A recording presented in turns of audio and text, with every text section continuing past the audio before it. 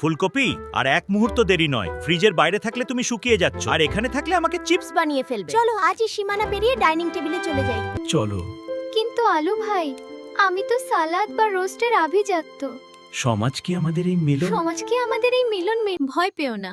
লোকে বলে তুমি ঠান্ডা আর আমি গরম, কিন্তু ভালোবাসার উত্তাপে আমরা আজ এক। তুমি সালাদ হও বা থামাও এই নষ্টামি।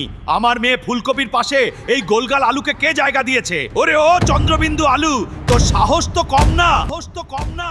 আমরা হলাম ফিটনেস আর ডায়েটের প্রতীক, আর তুই তো কার্বোহাইড্রেটের আড্ডাখানা। তোর মতো সাধারণ সবজির সাথে আমার জিরো ফিগার ভাতিজির বিয়ে অসম্ভব। চাচা, আমাকে ছোট করবেন না।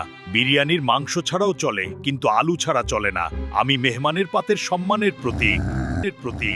অনেক বকবক করেছিস, এবার তোকে সোজা ঘানি ভাঙা সর্ষের তেলে পাঠিয়ে দেব। একে ধরে নিয়ে চল। না, আমাকে নিয়ে যেও না। আজ ওরা আমাদের আলাদা করলো ঠিকই, কিন্তু ভয় নেই।